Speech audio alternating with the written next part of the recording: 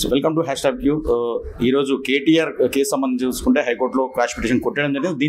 దీనిపై కేటీఆర్ సుప్రీంకోర్టు కూడా ఆశ్రయించబోతున్నారు. సో దీనిపై మాతో మాట్లాడడానికి కాంగ్రెస్ అధికార ప్రతినిధి శ్రీరంగం సత్యం మనతో ఉన్నారు. సో ఆయన చెప్పండి, ముఖ్యంగా కేటీఆర్ సంబంధించి ఇష్యూ చూసుకుంటే ఏదైతే హైకోర్టులో ఈరోజు క్వాష్ పిటిషన్ కొట్టడం జరిగింది, దీని మీద సుప్రీంకోర్టులో కూడా ఆశ్రయిస్తున్నారు.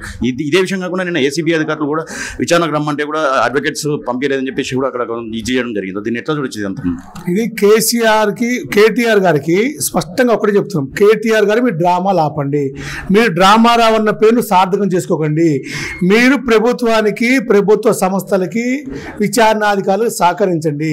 మీరు గతంలో అనేక సార్లు చెప్పారు, చంద్రబాబు నాయుడు నిజాయితీ నిరూపించుకో, రేవంత్ రెడ్డి గారు మీ నిజాయితీ నిరూపించుకో. ఇప్పుడు నీ వంతు వచ్చింది, నీ నిజాయితీ నువ్వు నిరూపించుకోవాలి. ఈ టైంలో నీ పక్కన అడ్వకేట్ ఎందుకు బ్రదర్? నువ్వు చెప్పిన కేసే కదా, నువ్వేమన్నావు? ఎస్, డబ్బులు నేనే ఇచ్చా, ఏం పీకుతారో పీకండి, నా ఎంట్రీ కూడా పీకలేరు. ఈడీ ఏం చేస్తుంది, మోడీ ఏం చేస్తాడు, ఈ చిట్నాయుడు ఏం చేస్తాడు అని నోటికి వచ్చినట్టు ప్రేరేపణలు పేలేవు కదా. ఇప్పుడు నీకు ఒక నువ్వు అంతర్జాతీయ స్థాయిలో తిరిగావు, అమెరికాలో పనిచేసావు, ఉద్యమంలో పనిచేసావు చెప్పుకుంటావు. నీకు తెలీదా? ఒక ప్రభుత్వ రంగ సంస్థలో ఉన్న ప్రజాధనాన్ని అనుమతి లేకుండా, క్యాబినెట్ అనుమతి లేకుండా, ఆర్థిక మంత్రి అనుమతి లేకుండా డాలర్ల రూపంలో, విదేశీ మార్గద్రవ్య రూపంలో వేరే దేశానికి పంపించొద్దని చిన్న కామన్ సెన్స్ అనేది నువ్వు మిస్ అయ్యావు. ఎస్, నేనే ఇచ్చానని చెప్పావు. నీకు సంబంధం లేని దాంట్లో జోక్యం చేసుకున్నావు. ఇంకో చిన్న విషయం, ఒక అగ్రిమెంట్ జరిగినప్పుడు అగ్రిమెంట్కి ముందు డబ్బులు, అగ్రిమెంట్ అయినాక డబ్బులు ఇస్తాం. చిన్న ఫ్లాట్ అగ్రిమెంట్ చేసుకుంటే, అలాంటిది అంత పెద్ద అగ్రిమెంట్ అయినప్పుడు 48 కోట్ల రూపాయలు డబ్బులు, నీ డబ్బులు కాదు, నీ అయ్యే జాగిరి కాదు, ప్రభుత్వ ధనం. నువ్వు ఓన్లీ ధర్మకర్తవి, నువ్వు రెస్పాన్సిబుల్ పర్సన్వి, నువ్వు మంత్రి హోదాలో ఉండి నువ్వు ఎలా ఇచ్చేస్తావు బ్రదర్? ఇన్ని తప్పులు నువ్వు చేసి నోటుకు వచ్చినట్టు రేవంత్ రెడ్డి గారి గురించి మాట్లాడుతూ, కాంగ్రెస్ గురించి మాట్లాడుతూ, ఇవన్నీ చాలా తప్పు. ఇప్పుడు కూడా కేటీఆర్కి మేము ఒకటి చెప్తున్నాం, అధికారులు సహకరించండి. ప్రభుత్వ ఏమి ఏజెన్సీలు ఉన్నాయి, ఆ ఏజెన్సీ సహకరించండి. మీ నిజాయితీ నిరూపించుకోండి. మీరు సుప్రీంకోర్టు కాదు, డివిజన్ బెంచ్ కాదు, అంతర్జాతీయ న్యాయస్థానానికి వెళ్ళండి.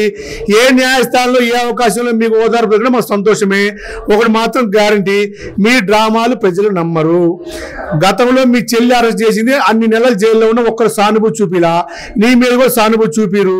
ప్రజలకు అన్ని గమనిస్తున్నారు. మీరు ఏం చేశారో అన్ని ఆధారాలు ఉన్నాయి.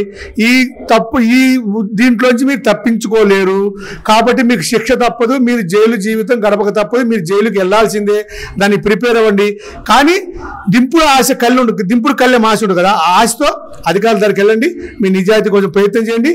మీరు ఏ ఉద్దేశంతో చెప్పారో అన్ని వాళ్ళు చెప్పండి, ప్రజలకు వివరించండి. తప్పేముంది అందులో?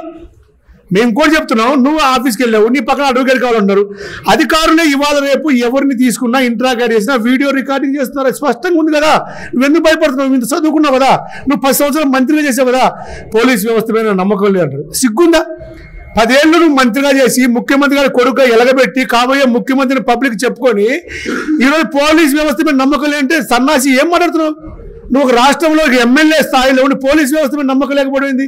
నువ్వు అక్కడికి వెళ్ళి నీ హక్కుల కోసం కొట్టాడు. హక్కులు నీకు ఇప్పుడు గుర్తొచ్చినాయా? గతంలో హక్కులు లేవా? నువ్వు నేరేళ్లలో అక్కడ బాధితులు తొక్కించుకొని పోయింది నీ లారీలు, ఇసుక లారీలు. ఆ రోజు హక్కులేమని? రైతులు సంఖ్యలే తీసుకుని ఒక హక్కులేమని? రైతులు రెచ్చగొట్టి లగచల్లో కేసులు ఇరికించుకుని హక్కులేమని? వాళ్ళందరూ కూడా హక్కులు ఉంటాయి. నువ్వు ఒక సామాన్యమైన పౌరుడివి, అవినీతి చేశావు.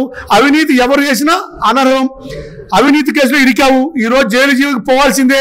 నీ నిజాయితీ నువ్వు నిరూపించుకో. నీకు భయమైంది? నువ్వు అన్ని పెద్ద పొంకాలు మాట్లాడావు కదా. అంటే మొన్నటిదాకా ఇందులో ఈ కేసు లేదు, లొట్టపీసు లేదు, నన్ను ఇంటికి కూడా ఏం పీకలేరు అన్న కేటీఆర్ ఈ రోజు మాత్రం హైకోర్టులో మాత్రం నన్ను అరెస్ట్ కాకుండా కొంచెం రిలీఫ్ ఇవ్వండి అని చెప్పి కోరుకుంటున్నారు. దీన్ని ఎట్లా చూడొచ్చు మనం? దీన్ని బట్టే ఆయన బయటపడిపోయింది. కేటీఆర్ భయపడ్డాడు. నాకు భయం లేదన్నావు, నువ్వు భయపడ్డావు. కేటీఆర్, నువ్వు భయపడటం కాదు, నువ్వు చట్టానికి కట్టుబడి నీ నిజాయితీ నిరూపించుకో. భయపడతావు, నో ప్రాబ్లం. నువ్వన్న మాట ఎప్పుడు? నువ్వన్న మాటే నన్ను ఏం పీకుతారన్నావు. నా ఇది బొచ్చు చూపించి పీకలేన్నావు. ఎంత వల్గర్గా మాట్లాడే ఒక మంత్రివి నువ్వు. ఒక కేసు చేసిన, ఇది ఒక కేసా? ఎవడో ఆ సన్నాసి ముఖ్యమంత్రి ఎవడో నీకు చెప్పేది కేసు ఏమని? అరే ఏం మాట్లాడావు? నోటుకు వచ్చాడు మాట్లాడు, నీ అయ్య లెక్క భాష మాట్లాడావు. అది భాష. ఈ రోజు ఇంత భయపడుతున్నావు, మంత్రులు పిలుచుకున్నావు, ఎమ్మెల్యేని పిలుచుకున్నావు, మీ బంధువులు పిలుచుకున్నావు, వణికిపోతున్నాడు బిడ్డ. కారు దిగడానికి వణికిపోతున్నాడు. నువ్వు మగోడు అయితే ధైర్యం ఉంటే నేను దిగి వెళ్ళి ధైర్యంగా ఎస్ నేను చేశాను, ఎస్ నేను చెప్పాను, కోర్టులు కూడా విన్నవిస్తున్నాం, అధికారులు కూడా విన్నవిస్తున్నాం, స్పష్టంగా ఈ కేసులో ఆధారాలు బయట తీయండి.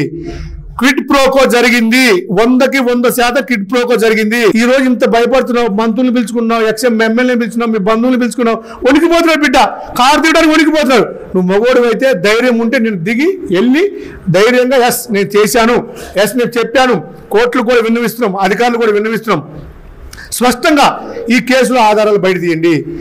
క్విడ్ ప్రోకో జరిగింది, 100% క్విడ్ ప్రోకో జరిగింది. మేము గతంలోనే చెప్పాము. 2022-23లో 400 పైసలు కోట్లు, 2023-24లో 400 కోట్లు.